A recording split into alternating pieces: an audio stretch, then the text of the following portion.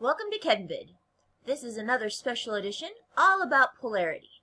Now the reason why you want to understand polarity really well is because polarity helps us understand why molecules behave the way they do, and we're going to use it a lot when we're talking about molecular behavior. So as we're studying this, just remember it's very important that you understand and know what polarity is and how to determine it.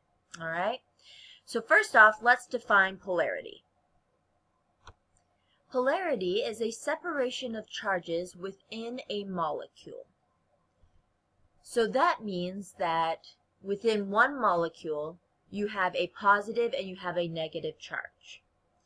So in order to demonstrate this, I want you to think of a magnet.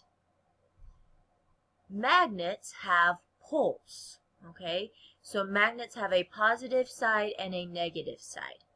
See how there's a separation between them? Like there's a positive side and a negative side. They're not mixed. So I have a positive pole and I have a negative pole. Just like the North and South Pole. They're different ends. They're complete opposites. Okay? So whenever you think polarity, think of a magnet and think of the poles. Now what I want to look at is I want to look at inside a molecule, do I have that same separation in charges? So in order to determine polarity, the first thing you have to do is draw the Lewis dot structure. So Lewis dot structures become very important because that's how we figure out polarity. So it all builds on itself. So first of all, we're going to do water, ammonia, and methane. Go ahead and draw the Lewis dot structures for water, ammonia, and methane. Try to do it without your notes first and then check with your notes. Okay, these three structures, water, ammonia, and methane, are very, very common and we use them all the time. So if I were you, these are the three Lewis dot structures that I would have memorized or at least be able to draw using those rules that we learned. But I would know these ones really well. I would know how they're drawn and I would know their polarity just straight off the bat. If I say water, you should be able to tell me polar or non-polar. Okay? All three of these are very important. So that's why we're using these as examples. Alright, so the first thing we need to look at in order to deduce polarity is electronegativity. As you recall from learning about this before, electronegativity is the desire to gain electrons. Okay? So when I look at water, I'm going to compare hydrogen and oxygen. Which one is more electronegative? Well, if I look at my periodic table, oxygen is closer to fluorine than hydrogen is. So oxygen is going to be more electronegative. And what that means is that oxygen is going to pull these electrons towards itself because oxygen wants them more than hydrogen does. And if I pull electrons towards me, I'm going to use purple. If I pull electrons towards me, that's what we call a dipole. See this purple arrow that I just drew? This is called a dipole. And a dipole shows which way the electrons are flowing or the electrons are going towards, okay? So my electrons they're still sharing it because of the bond, but the electrons are going to be closer to oxygen because he is more electronegative, okay? So electrons always flow or are closer to the more electronegative atom, okay? All right, so as I look at this, if my electrons are flowing towards oxygen, that means that oxygen is going to have more of a negative charge. Now, it's not completely negative like in ionic compounds where the electron just stays with that one atom. In this case, it's just that the electrons are closer to the oxygen, so he's more negative. And in order to show that, we draw a little delta sign, okay? It's like a little fancy D. It's a Greek letter. It just means partial, okay? And I do a partial negative charge because it's not a complete negative charge. It's just a partial charge, okay? So my oxygen has a partial negative charge.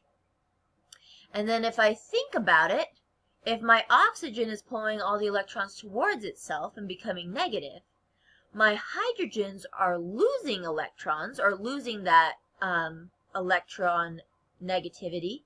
And so therefore, they are becoming positive.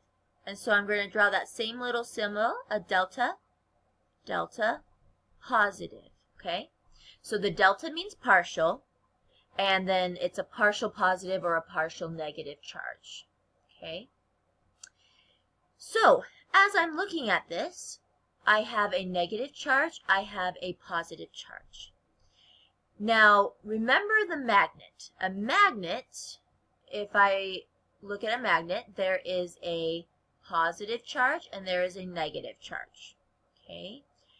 In water, if I draw the line, because water is bent, I can draw a line and I have a negative side and I have a positive side.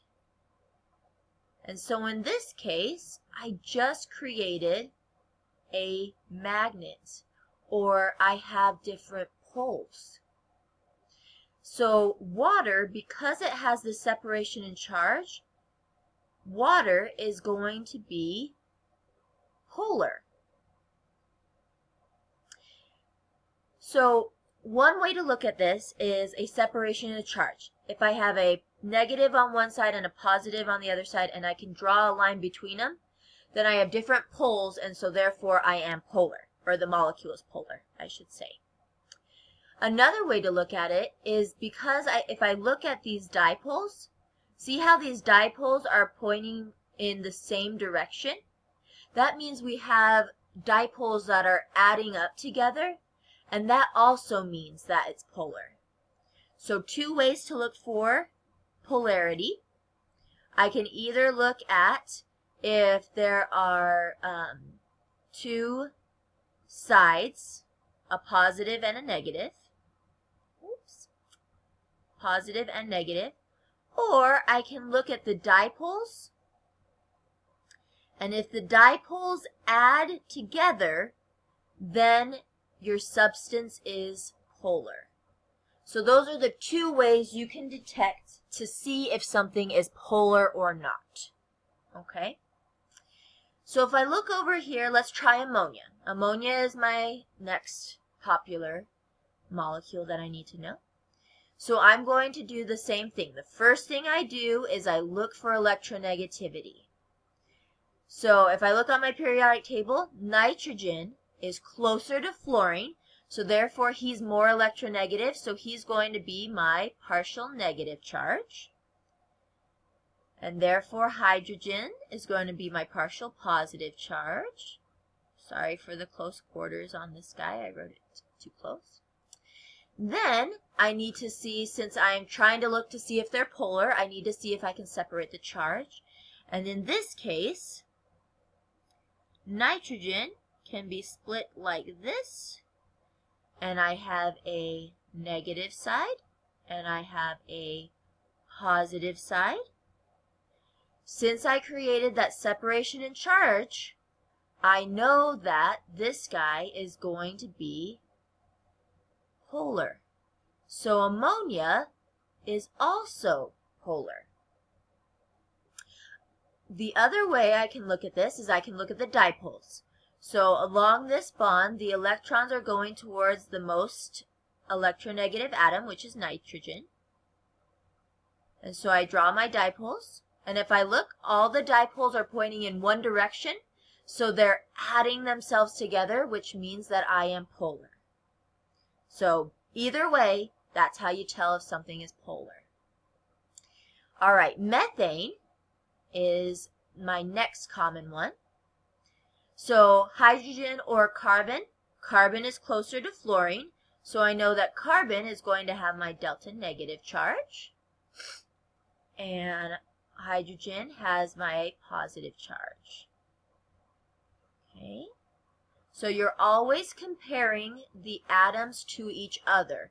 So carbon to hydrogen, nitrogen to hydrogen. It just depends on what atoms are in your molecule. You're always comparing. All right, so now that I have this, I have my negative is in the middle, like so, and then I have my positive on the outside, like so. Oops. There we go. All right. So if you notice, can I draw a line to separate the positive and the negative? The answer is no, I cannot. If I draw a line here, I've got negative and positive together. If I draw a line here, I've got negative and positive together. If I draw a line here, I've got negative and positive together. Because these guys don't have a clear separation where I can draw one line and separate all of the charges, this guy is what we consider non-polar. Okay, it's not going to let me, there we go. There we go. All right, so this guy is considered non-polar because I cannot separate those charges. The negative is always in the middle and the positive is always on the outside. Now, I can also look at dipoles. So my dipoles point towards the most electronegative, so I'm going to draw these guys. And if you notice, all of these guys point towards carbon. And usually we say they would add together. However, because of hydrogen, because he's so special, all of my negativity is going to one place, but because we're symmetrical, these guys do not add together. In fact, they are going to be separated. So for the dipole, this rule right here where it says, this rule right here where it says that the dipoles add together, you have to be careful because hydrogen is the exception to the rule. So if you notice, all of these add together, but this guy is not polar because hydrogen is the exception to the rule. Okay? So non-polar, polar, polar. I'm going to show you an example where the dipole rule does work. Alright, so if we look at sulfur tetrafluoride, fluorine is more electronegative, so the arrows are going to point out. And do you see how the dipoles are canceling each other out? This one pulls this way, this one pulls up like top to bottom, this one pulls top to bottom type thing. So these guys are canceling each other out. They subtract from another. And these guys are the same way. They subtract from one another. So our dipole rule works well for other molecules, but hydrogen is an exception because he's so little and because he doesn't want electrons so much. He is our exception. So this first rule right here, if the two sides, if there's a separation in charge, that one always works. The dipole one works most of the time, but hydrogen is an exception. Okay? Okay, so to sum up, polarity is a separation in charges. Think of a magnet with the different poles. I look for the most electronegative atom. That one is going to have the negative charge, and therefore the other atom will have a more positive charge. These are called partial charges, and I denote that using a little delta. Okay? If I have a separation, if I can draw a line between the positive and the negative charges, I am polar. Here's my line, polar. If I cannot, I am nonpolar. Just so you know, there are more nonpolar molecules than there are polar molecules, but polar molecules are more interesting, so we focus on them more. But in general, a molecule is usually nonpolar. Thanks for tuning in, and good luck with polarity.